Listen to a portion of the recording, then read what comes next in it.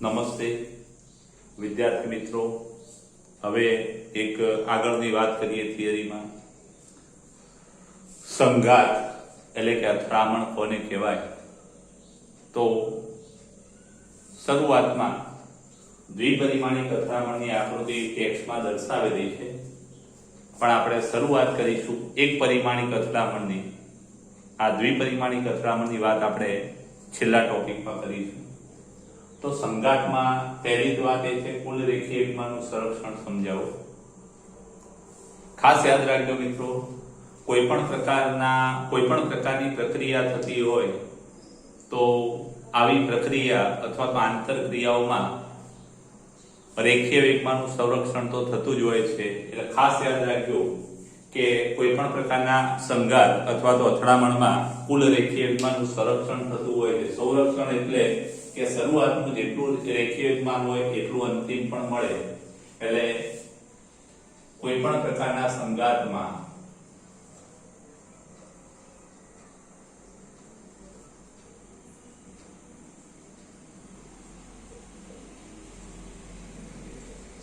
એટલે અથડામણમાં કુલ રેખીય વેગમાન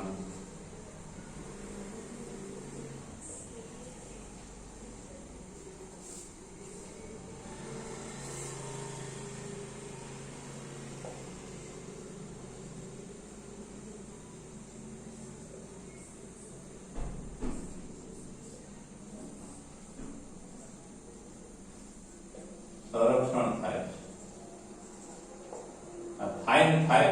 થાય મિત્રો. આમાં કોઈ એક ઉદાહરણ દ્વારા સમજીએ મિત્રો કે ધારો કે બે પદાર્થો અથડાય છે અને એમાં એક પદાર્થ બીજા પદાર્થ પર જે બળ લગાડે એને F1 કહીશું, બીજો પદાર્થ પહેલા પદાર્થ પર લગાડે એને આપણે F21 બળ કહીશું, અને આ બળ ડેલ્ટા T સમયગાળા માટે લાગતું હોય તો આ વેગમાનોનો કુલ ફેરફાર કેવો થાય? તો આપણે ધારી લઈએ, ધારો કે બે પદાર્થોની અથડામણમાં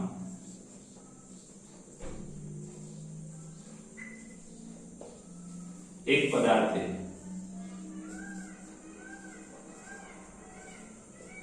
બીજા પદાર્થ પર લગાડેલું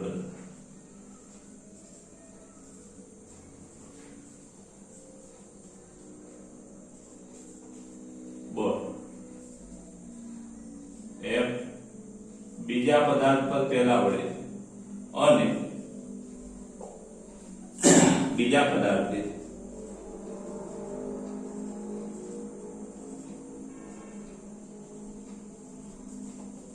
પહેલા પદાર્થ પર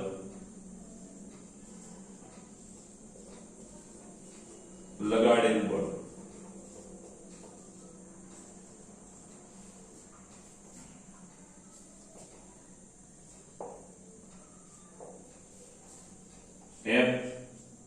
પહેલા પદાર્થ પર બીજા વડે છે. આ બળ ડેલ્ટા T સમય માટે બળ ડેલ્ટા T સમય માટે લાગે. તો પહેલા પદાર્થ પર લાગતું બળ આ છે એટલે પહેલા પદાર્થના વેગમાનનો ફેરફાર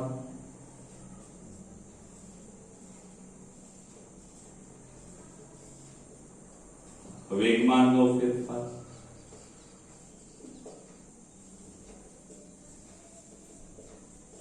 કેટલો થાય મિત્રો? પહેલા પદાર્થ પર ડેલ્ટા P1 કેટલો થાય? તો કે પહેલા પદાર્થ પર લાગતું બળ અને ગુણ્યા સમયગાળો. ખાસ યાદ રાખજો, ન્યૂટનના ગતિના બીજા નિયમનું સૂત્ર આવું છે, ડેલ્ટા P1 ભાગ્યા ડેલ્ટા P. આ પરથી ન્યૂટનનો ગતિનો બીજો નિયમ આવો કે એટલે આના પરથી આપણે આ સૂત્ર લખી શકીએ.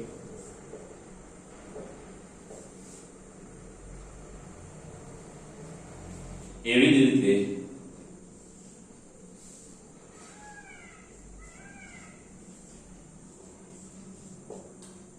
રીતે આપણે મિત્રો ડેલ્ટા P2 બરાબર શું થાય? બીજા પદાર્થના વેગમાનનો ફેરફાર, તો બીજા પદાર્થ પર લાગતું બળ ગુણ્યા ડેલ્ટા P, સમીકરણ નંબર 2. આ બીજા પદાર્થના વેગમાનનો ફેરફાર, આ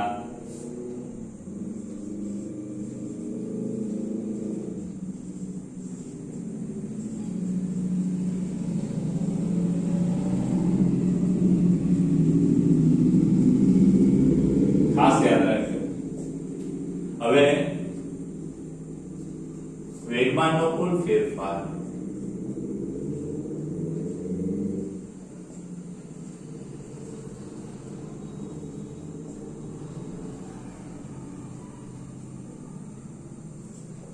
ડેલ્ટા P1 વત્તા ડેલ્ટા P2 બરાબર શું થાય? તો P1 એટલે F12 ડેલ્ટા T સદિશ F12 વત્તા delta P2 F21 delta T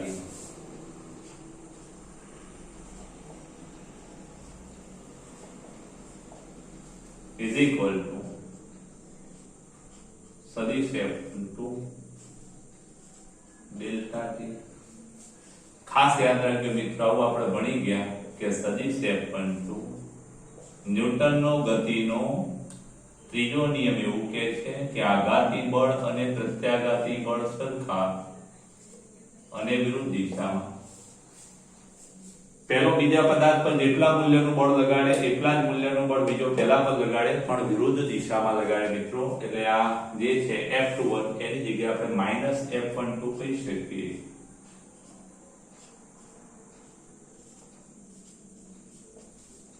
પરિણામ આપણું શું મળે? 0. એટલે કે ડેલ્ટા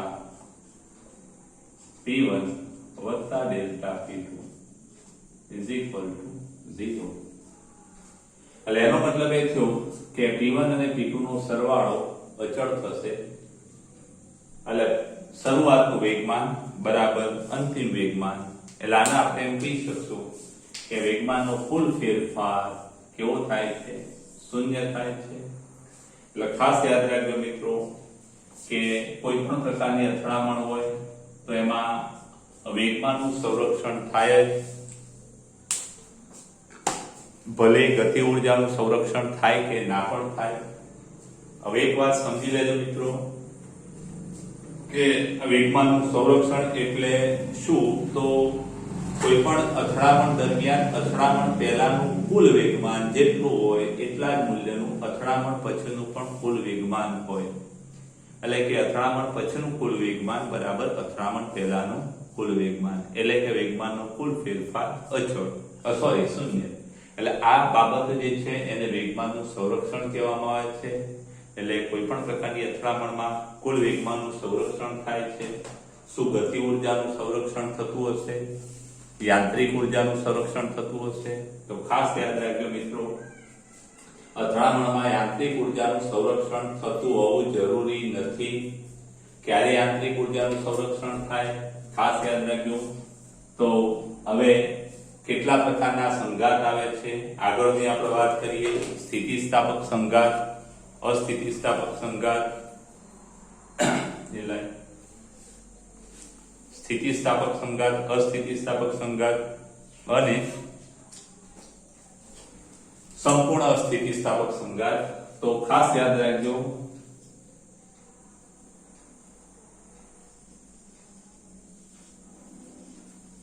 સ્થિતિસ્થાપક સંઘાત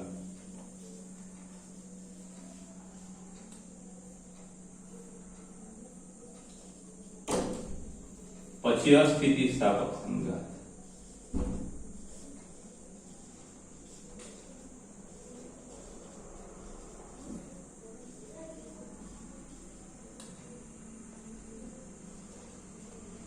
અને ત્રીજું સંપૂર્ણ અસ્થિતિસ્થાપક.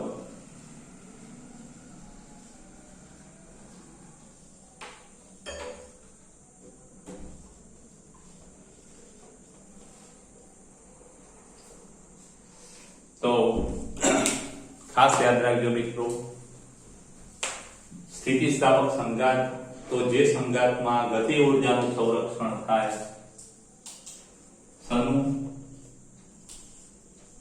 જે સંઘાતમાં ગતિ ઉર્જાનું સંરક્ષણ થાય તેવા સંઘાતને સ્થિતિસ્થાપક સંઘાત કહેવામાં આવે છે મિત્રો, અથવા આને સંપૂર્ણ સ્થિતિસ્થાપક પણ કહેવાય છે. સંપૂર્ણ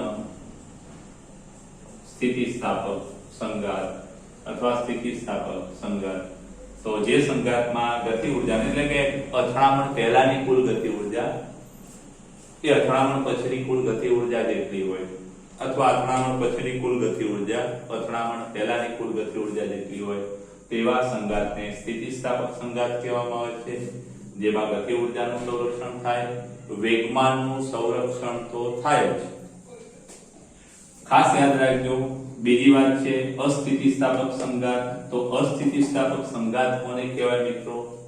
તો કેટલાક સંઘાત એવા હોય છે સામાન્ય રીતે મોટાભાગના સંઘાતમાં અથડામણ વખતે કોઈ એક્સિડન્ટ થાય અને એ વખતે બે ગાડીઓ અથડાય તો તમે જોયું હશે કે બહુ જબરદસ્ત અવાજ આવે. તો અથડામણમાં મિત્રો કેટલીક ઉર્જા છે, ગતિ ઉર્જા છે, એ અવાજની ઉર્જામાં રૂપાંતર થાય, એટલે કે અવાજમાં રૂપાંતર થાય. અને એ અથડામણમાં તમે જોયું હશે તો ક્યાંક એ ગાડીઓ અથડાયા પછી એ મૂળ આકાર ધરાવશે નહીં, આકારમાં પણ ફેરફારો થઈ ગયા હશે. એટલે કેટલીક ગતિ ઉર્જા છે એ આકારમાં વિકાર પેદા કરવા, વિકાર એટલે બીજું કઈ નહીં, વિકૃતિ, એમાં ફેરફાર, આકારમાં ફેરફાર કરવા.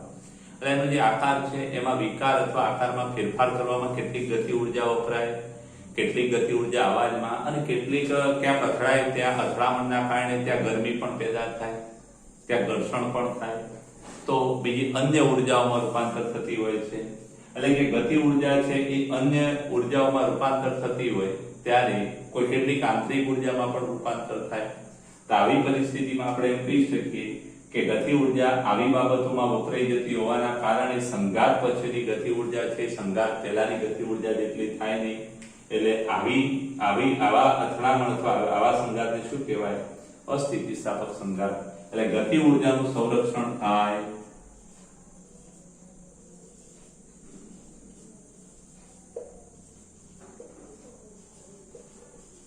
ના થાય. ખાસ યાદ રાખજો, પેલામાં ગતિ ઉર્જાનું સંરક્ષણ થાય અને આમાં ગતિ ઉર્જાનું સંરક્ષણ ના થાય. ખાસ યાદ રાખજો મિત્રો.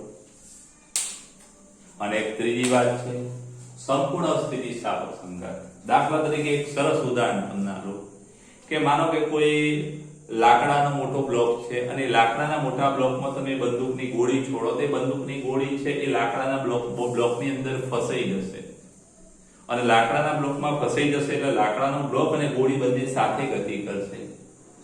તો આવા સંઘાતને સંપૂર્ણ સ્થિતિસ્થાપક સંઘાત કહેવાય. તો અસ્થિતિસ્થાપક સંઘાત કહેવાય. તો સંપૂર્ણ અસ્થિતિસ્થાપક સંઘાતમાં શું થાય? તો સંઘાત પછી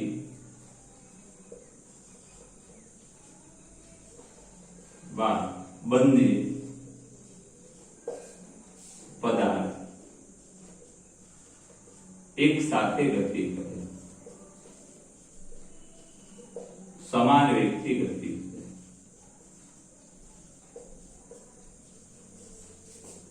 કરે. તો આવા સંઘાતને કેવો? સંપૂર્ણ અસ્થિતિસ્થાપક સંઘાત કહેવાય મિત્રો. આમાં ખાસ યાદ રાખજો, બે પદાર્થો હોય તો બે પદાર્થો આમ ગતિ કરતા હોય, આ એક ગતિ કરે, બીજો પણ ગતિ કરે. આનો વેગ આનો વેગ આપણે v1 કહીએ, આનો વેગ v2 કહીએ, માનો m1 છે m2, અને બંને અથડામણ પછી બંને હાથે ગતિ કર્યા, બંનેનો વેગ સમાન હોય m1 અને m2. ખાસ યાદ રાખજો મિત્રો, બંને એક સાથે ગતિ કરતા હોય અને આવા સંઘાતને કેવો સંઘાત કહેવાય? સંપૂર્ણ અસ્થિતિસ્થાપક સંઘાત. હવે ખાસ યાદ રાખજો મિત્રો, આ ત્રણ બાબતોમાં એક વસ્તુ બધામાં કોમન છે. એ કઈ? તે બધામાં કોમન છે એ હું અહીંયા ભૂરી પેનથી આ ત્રણ સંઘાત માટે ખાસ યાદ રાખજો મિત્રો કે કુલ ગતિ ઉર્જાનું સંરક્ષણ થાય, કુલ વેગમાન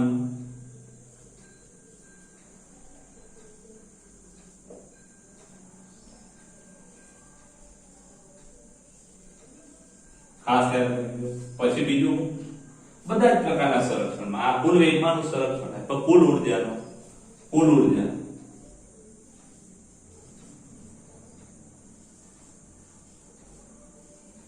સંરક્ષણ થાય.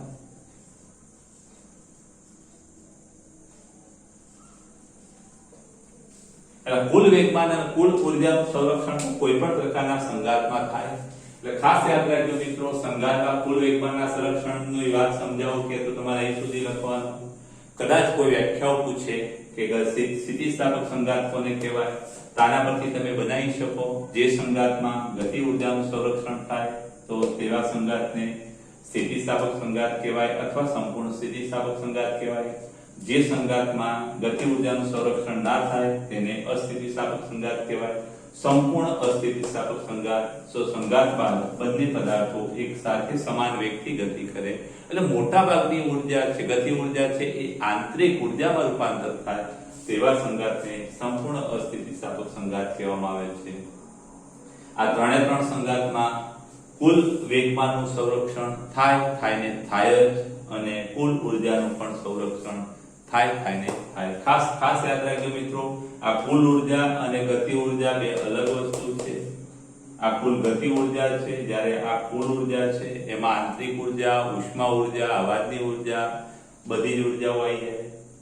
ચલો મિત્રો, આ પ્રશ્ન છે એ સ્ક્રીનશોટ લઈ સારા અક્ષરે ઉતારી દેજો.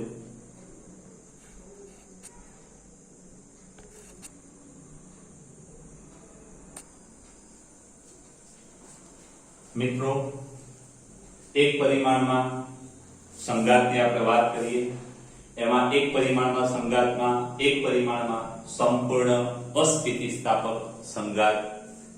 સંપૂર્ણ અસ્થિતિસ્થાપક સંઘાતની આપણે આગળ વ્યાખ્યા ભણી ગયા કે બંને પદાર્થો અથડામણ પછી એક સાથે ગતિ કરે તેવા સંઘાતને સંપૂર્ણ અસ્થિતિસ્થાપક સંઘાત કહેવાય.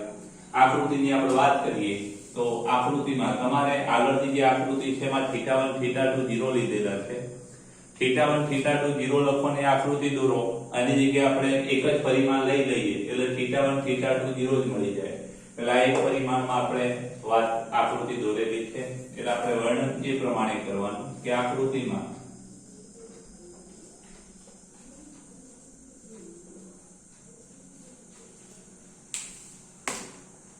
M1 દળનો પદાર્થ છે. આકૃતિમાં M1 દળનો કણ અથવા પદાર્થ કહી શકાય, કણ જે M2 દળના સ્થિર પદાર્થ સાથે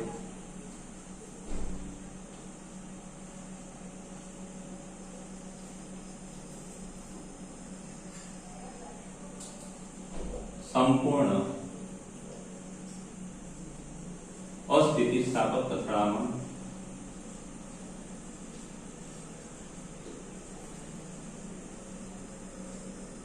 સંઘાત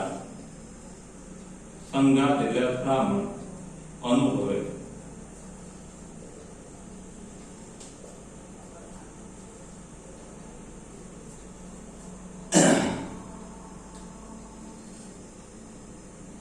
સંઘાત બાદ બંનેનો સામાન્ય વેગ અથવા બંનેનો સમાન વેગ vf છે. M1 કણનો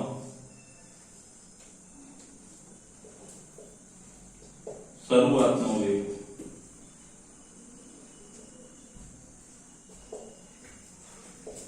V15 છે.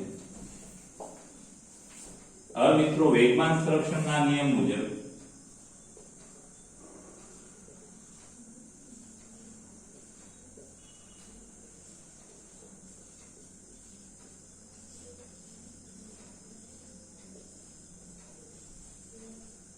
વેગમાન સંરક્ષણના નિયમ મુજબ શરૂઆતનું વેગમાન કેટલું? તો m1 v1i આ તો સ્થિર છે એટલે આનો વેગ તો 0 છે મિત્રો, એટલે માત્ર આનું વેગમાન જ હશે. એટલે શરૂઆતનું વેગમાન કેટલું? m1 v1i વત્તા 0 લખવાની જરૂર નથી મિત્રો, ઇઝ ઇક્વલ ટુ આનું વેગમાન કેટલું કે આ બંને સાથે ગતિ કરે તો આનું વેગમાન કેટલું કે m1 વત્તા m2 vf, m1 વત્તા m2 કૌંસ બાર vf, અને આના પરથી મિત્રો vf કેટલા? તો v final is equal to vf ને સૂત્રનો કરતા બની m1 છેદમાં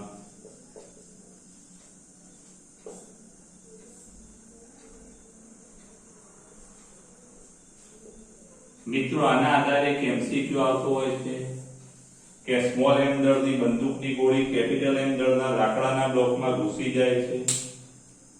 બંદૂકની ગોળીનો વેગ v હોય તો લાકડાના બ્લોકનો વેગ કેટલો? તો લાકડાના બ્લોકનો વેગ બરાબર m છેદમાં m વત્તા મોટો m ગુણ્યા બંદૂકની ગોળીનો વેગ. ખાસ યાદ રાખજો મિત્રો, આ વેગમાન સંરક્ષણના નિયમ પરથી આપણને આવું એક પરિણામ મળેલું છે. હવે આપણે નેક્સ્ટ વાત કરીએ આગળ ગતિ ઊર્જામાં કેટલો ફેરફાર થાય. તો ગતિ ઊર્જામાં ખાસ યાદ રાખજો સંપૂર્ણ અસ્થિતિસ્થાપક અથડામણ છે એટલે ગતિ ઊર્જા ઘટશે એટલે શરૂઆતની વધુ હશે, અંતિમ વધુ હશે. એટલે ગતિ ઊર્જાનો ઘટાડો કેટલો મિત્રો એ જરા જોઈ લઈએ. હવે તાર અથડામણમાં ગતિ ઊર્જાનો ઘટાડો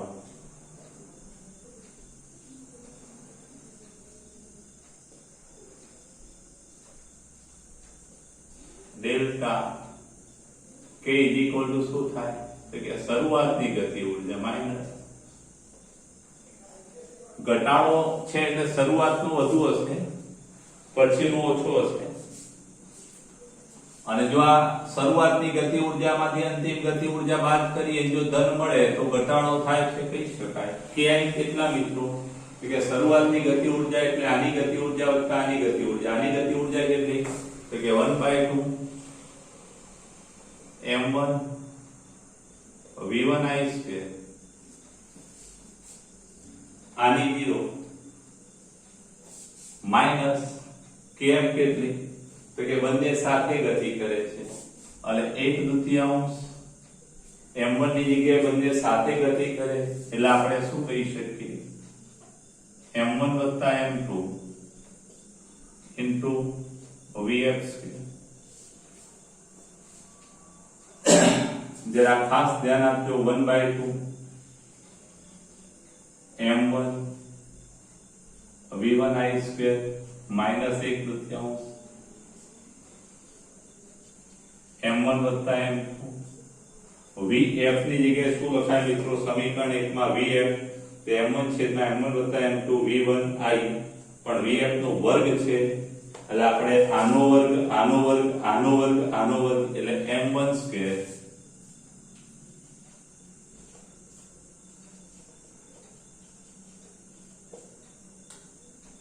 m1 સ્ક્વેર છેદમાં m1 વત્તા m2 નો વર્ગ ઇન્ટુ આનો વર્ગ અને v1i નો વર્ગ અહીંયા લખી દઈએ. હવે જરા is equal to 1/2 m1 v1i square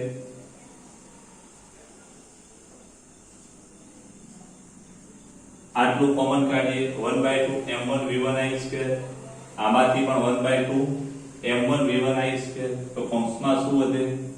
અહીંયા એક વધશે માઈનસ. ખાસ યાદ રાખજો મિત્રો જે ઉડી જશે એ હું જરા લાલ પેનથી નીચે લીટું મારું છું. એક આ ના બે ઉડી જશે, આ બે ઉડી જશે, m1 વત્તા m2 1 આ વર્ગ ઉડી જશે એટલે બાકી જે વધે એ કેટલું? આમાંથી m1 સ્ક્વેર માંથી m1 બહાર નીકળ્યો એટલે અંશમાં ખાલી m1 વધશે. m1 સ્ક્વેર બાર m1 બહાર નીકળ્યો આમાંથી એટલે m1 અને v1i સ્ક્વેર એ પણ બહાર નીકળી ગયો છેદમાં m1 વત્તા m2 વર્ગ ઉડી ગયો આની સાથે. આવું થશે મિત્રો is equal to 1/2 m1 v1 v1i square કૌંસમાં m1 વત્તા m2 લસા થઈ છે તો અહીં ગુણાશે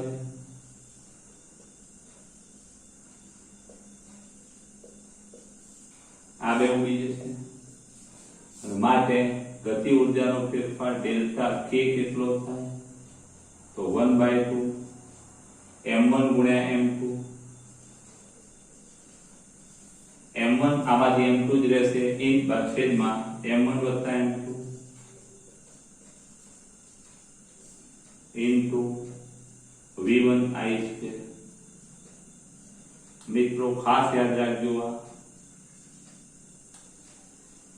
ગતિ ઊર્જાનો જે ઘટાડો છે એ ધન મળ્યો એટલે આ પ્રશ્ન પૂછાય મિત્રો કે સંપૂર્ણ અસ્થિતિસ્થાપક એક પરિમાણિક અથડામણમાં